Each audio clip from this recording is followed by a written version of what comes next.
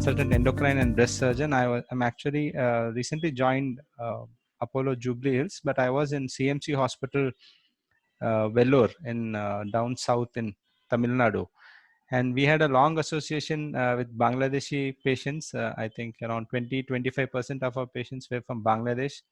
And very nice to interact with a couple of Bangladeshi doctors who had come to us. And I wish I get an opportunity to meet Bangladesh sometime. So today's talk is about breast cancer surgical management. I have nothing to disclose.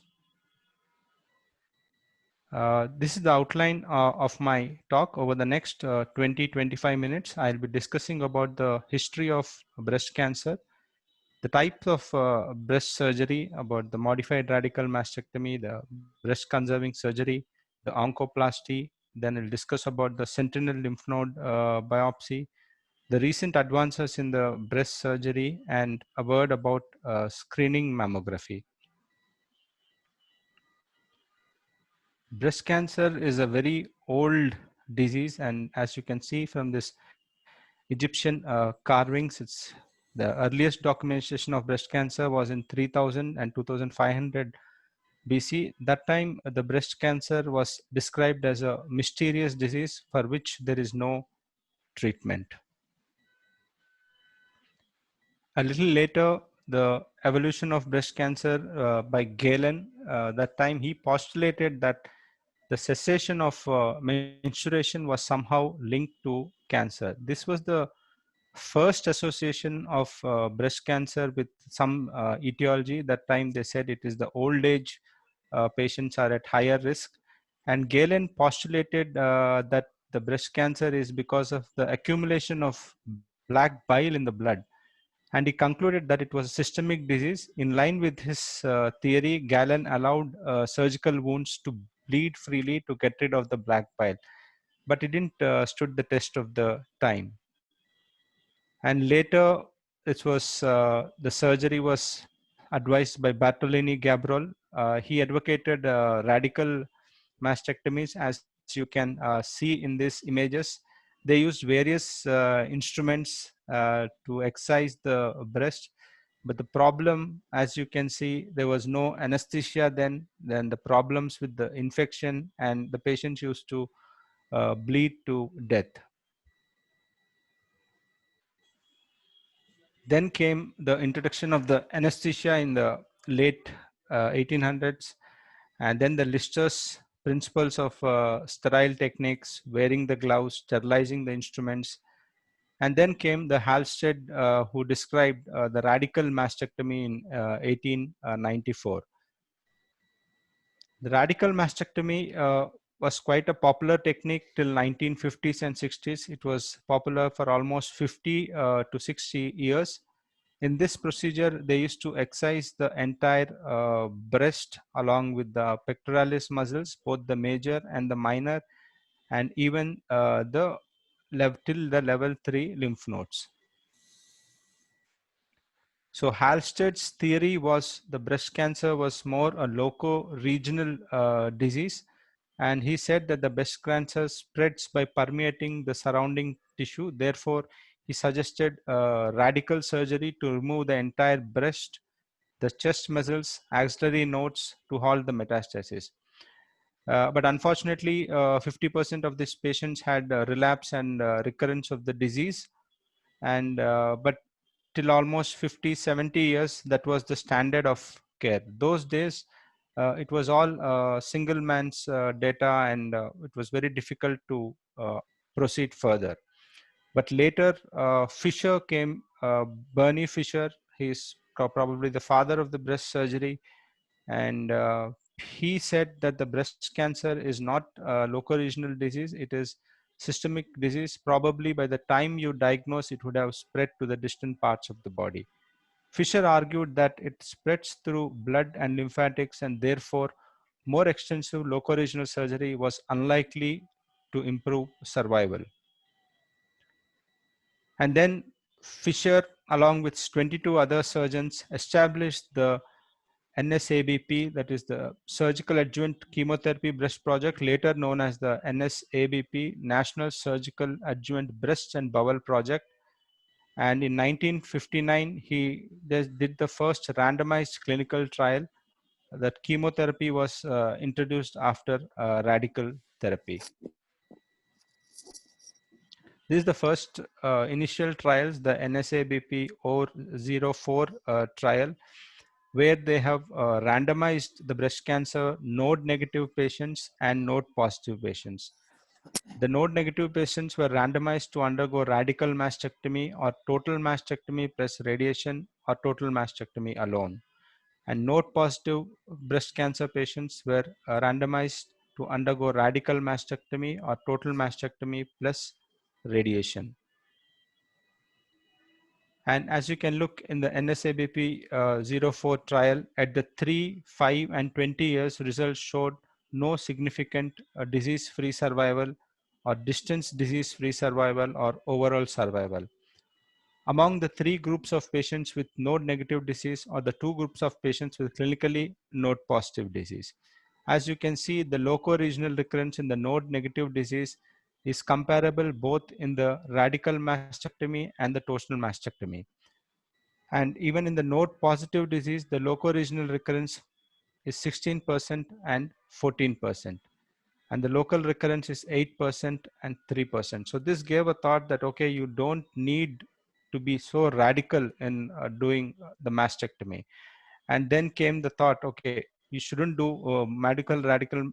you shouldn't do Halsted's radical mastectomy, as it was associated with a lot of morbidity, wound dehiscence, local wound complications, and the significant lymphedema, and without any significant benefit in the survival.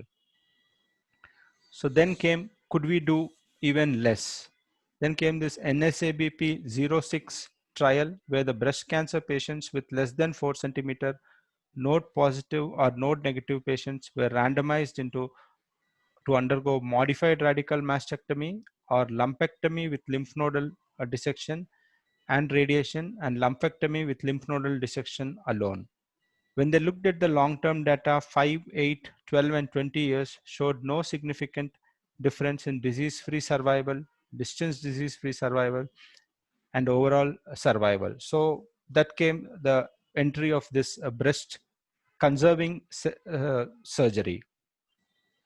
And as you can see, this local recurrence in the radical mastectomy and lumpectomy with radiation is comparable.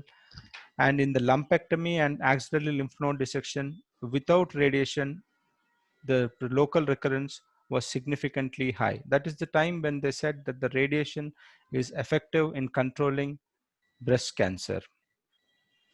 And if you look at this in this graph, where it shows the x-axis shows the years after surgery and the y-axis shows the cumulative incidence of recurrence. You can see with the lumpectomy plus radiation, the recurrence is less, around 10%, but in lumpectomy alone, the recurrence is high. So looking at the types of mastectomy, there are different types of mastectomies. The most commonly performed is the modified radical mastectomy, which is the popular technique till date, and even in US or in India, this is the most common procedure done for breast cancer surgery.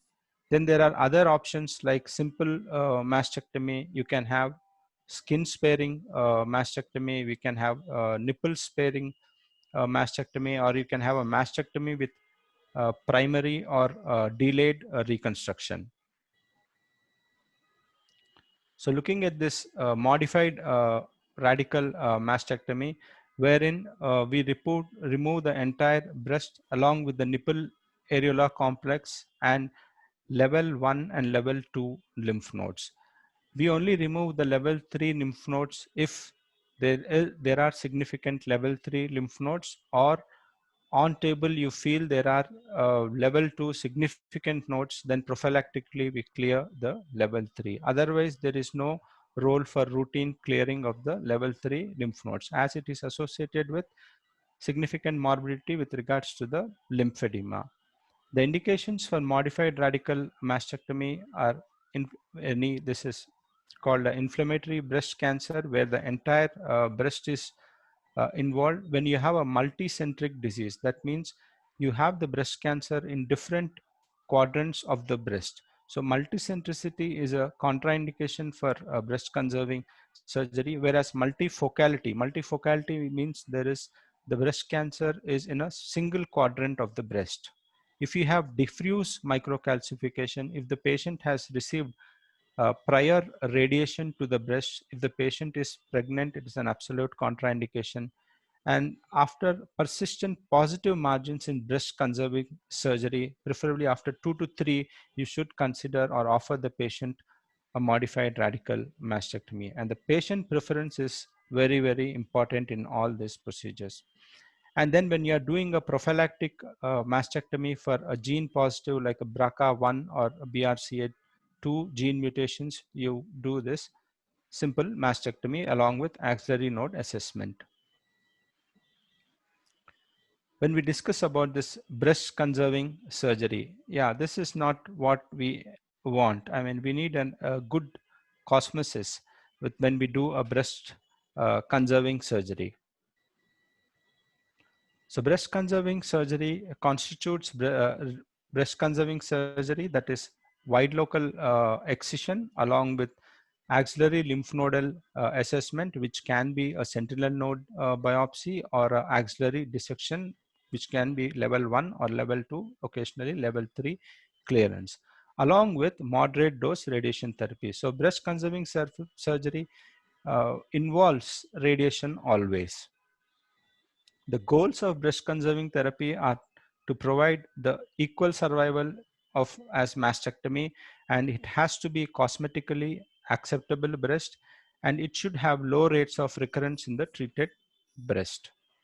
There are some contraindications for breast conserving surgery, as I have said, an unwilling patient. So patient, you should have a discussion with the patient about the breast uh, conserving surgery and the benefits, its pros and cons, and the benefits and pros and cons of the modified radical mastectomy. A patient with multicentricity is a contraindication. Patients having diffuse microcalcification, a patient who has persistent negative margins, or if the patient has extensive intraductal component, or the tumor size. The tumor size, it is relative to the breast volume. The tumor size is more than 50%, then it is advisable to undergo modified radical uh, mastectomy. But with the advent of oncoplasty, you can still consider in a large breast to do breast conserving surgery.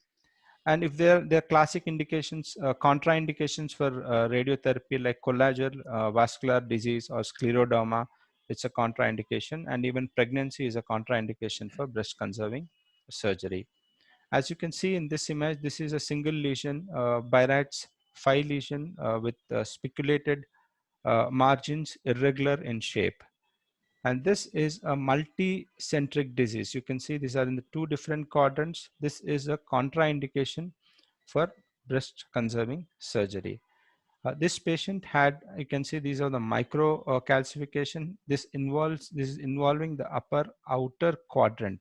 In these patients, you may have to do a quadrantectomy like this. So when you do a breast conserving surgery, the important thing is the tumor should be surrounded by a normal tissue. Around, we keep 1 centimeter uh, tissue all around surgically, and pathologically there should be no tumor on the ink. That is important. But for the ductal carcinoma in situ, the minimal margin required is 2 millimeters. So during the surgery, we palpate the tumor and we take a 1 centimeter, we take the finger as our guide and go around our finger feeling the tumor and excising it. So this is from my previous institute, that is CMC Velo data. So we have looked at the number of breast cancer patients. As you annually, we used to see 620 in 2012 to 2013, but now the numbers have gone up to 400, 500. Uh, but on an average, if you see the number of patients undergoing breast conserving surgery is only less than 10%. Even in India, the data is varying 11 to 34%. Even abroad in US, the most common procedure is still modified radical mastectomy. Currently, this oncoplasty has come wherein there are two types. One is volume displacement and the other is volume replacement. In volume displacement, the local glandular or dermoglandular flaps are mobilized and transport into the resected defect. And in volume replacement can be done with latissimus dorsi flap. There are two types of oncoplasty. The level one, it can remove up to 20% of the breast volume, and it is tissue reapproximation. Commonly, we do this level one in our center, and we also do this level two resections where more than 20% of the breast volume is excised, and we do it in along with our plastic surgeons. The most widely utilized oncoplastic surgical techniques are the parallelogram incisions, the lateral segmentectomy, the Batwick's mastopexy, the central breast conserving technique, and the reduction mastoplasty. So these are all the several procedures described. The commonly used one is the inferior pedicle one. Now a word about lymphedema. Lymphedema, how big is this problem? If you look at the international literature, the lymphedema rates vary from 5 to 25%. In an AIMS study by Dio et al., the prevalence was 33.5%. In Pillai et al. In AIMS Kochi, the data was showing around 16%.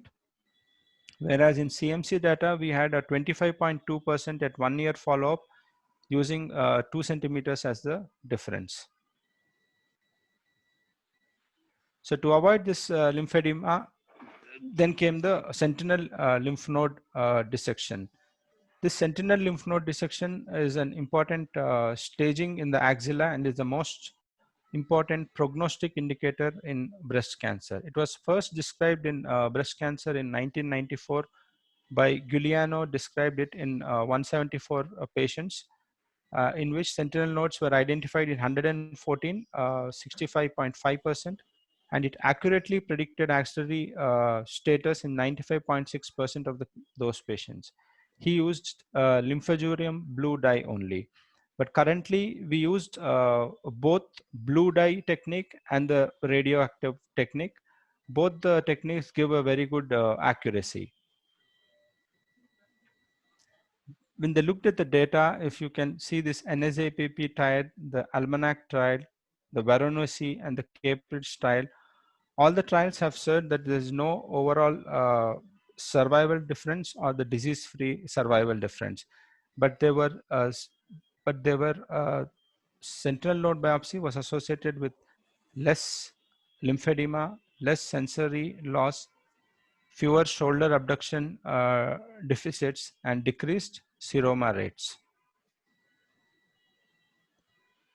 The indications for the sentinel node biopsy: patients with early breast cancer who are T1 or T2 with N0, or ductal carcinoma in situ when mastectomy is performed, or a ductal DCS, that's a mass forming DCS with suspicious features, you must consider doing a sentinel lymph node biopsy. Current guidelines for the management of the axilla: any woman without sentinel node metastasis should not receive axillary lymph node dissection. Most women with 1 to 2 metastatic sentinel nodes undergoing BCS with whole breast radiography should not undergo ALND. Most of this has come from this ACOSAC 11 trial. There are a lot of controversies about it because of the low accrual and the radiation was given, not given in the prone positions. But some benefits of that study we could see from this guidelines. Then the NCCN says that consider no further ALND if the patient meets these criteria: T1 or T2 tumors, 1 or 2 positive lymph nodes, if the patient is having breast conserving surgery, if the whole breast irradiation is planned, or no neoadjuvant chemotherapy. Breast sentinel lymph node biopsy in the post neoadjuvant therapy is still evolving. Then came the after mapping of the axilla, radiotherapy or surgery. This is the AMAROS trial, wherein patients who were undergoing sentinel node biopsy, those who were sentinel node negative were obviously kept on follow, but those who were sentinel node positive, they were divided into axillary lymph node dissection or radiotherapy of the axilla. And when they looked at their 5-year follow-up, you can see the local recurrence is comparable in the surgery group and even the radiotherapy group. And the 5-year disease-free survival and the 5-year overall survival is also comparable. But when you look at the lymphedema rate, in the surgery group, it is higher, 25%, whereas in the radiotherapy group, it is only 14%. Probably this has to be taken with a pinch of salt, as the radiotherapy effects are seen after a long duration of the time, and the once the fibrosis sets in, maybe the 10-year trial may show that this data is comparable. The future, we thought that initially we thought that the gold standard from radical mastectomy, and then it moved to breast conserving surgery with radiation therapy. Is this the last frontier, or can we be even more conservative? If you look at the future possibilities, they're less morbid alternative to surgery for primary tumor.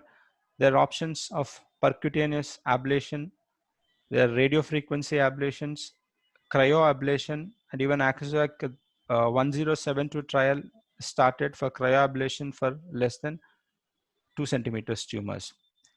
The radiofrequency ablation uses the hyperthermia, where they use 100 degrees centigrade to cause coagulative necrosis of the breast tumor, and this is currently used for the treatment of liver metastasis. If you look at this review article for the radiofrequency ablation for early stage breast cancer, treatment outcomes and practical consideration, wherein patients were subjected to radiofrequency ablation, and they underwent either lumpectomy or modified radical mastectomy. And they found that the response was around 70 to under 100%. But the future results are awaited, and then we can look at these therapies. Cryoablation is alternatively freezes and thaws the tissues. It is injury due to the intracellular ice formation, osmotic imbalance, and cell membrane rupture. It is currently used for the treatment of fibroadenomas, but they have a temporary development of mass, which can be there for around 1 to 2 years, and later it disappears. Currently, the cryoablation trials are going on in Johns Hopkins Oncology Center. It's a pilot study evaluating the radiological response of epithelial tumors to cryotherapy, followed by cyclophosphamide administration. And there's a ACUSAC Z1072 trial. It's a phase 2 trial to determine the rate of complete tumor ablation in patients with invasive ductal carcinomas. Now, a word about this screening mammography. It is important, particularly in our third world countries, when to do it, whom should we do it, and how often. If you look at the screening mammography guidelines in the West, if you look at the government-sponsored guidelines and the medical societies and others, the American US Preventive and Service Task between the age to 40 to 49, there's a lot of variation in the age which they recommend. As you can see, the NHS recommends it at the age of 47. The US Preventive says you have to individualize, whereas the Canadian Task Force recommends against screening mammography in 40 to 49 years.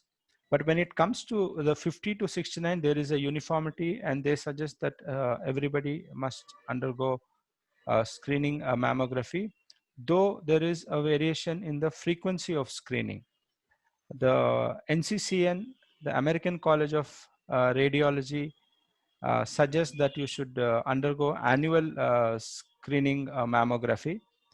But the others, like the US preventive, they all vary from 2 to 3 years. Sorry, Dr. Siddharth, we are running short of time. You have Okay. to go quick. Sure. The panel discussion after this. Yes.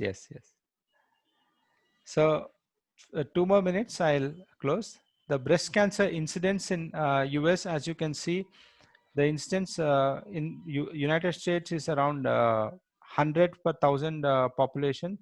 But in India and even in Bangladesh, the incidence is only 28 per 1,000 for 100,000 population, and Bangladesh is around 22 for 100,000 population. So these are the benefits. So if you among 1,000 women undergoing annual 40-year-old women undergoing annual mammography for 10 years, you can avoid 0.1 to 1.6 women will avoid dying from breast cancer, but 510 to 690 women will have at least one false alarm, and 60 to 80% of whom will undergo biopsy. And the similar picture in 50-year-old women, where 490 to 690 may be called after the screening mammography to come back to do a diagnostic mammo, and this actually can create a lot of panic in the woman. So are we ready for screening mammography in India or in Bangladesh? In India, the ICMR guideline says that the population-wide mammographic screening is neither feasible in India, nor it may be as useful due to the lower breast cancer incidence. What we call here is the opportunistic screening, which may be considered for some high-risk women and concerned women in India. So to summarize, past was maximally invasive, where they used to do the Halsted radical mastectomy, and later breast conserving surgery, then oncoplasty, and later maybe and after 50 years, with all this newer chemotherapy and cryoablation, the role of surgeon might become more minimal.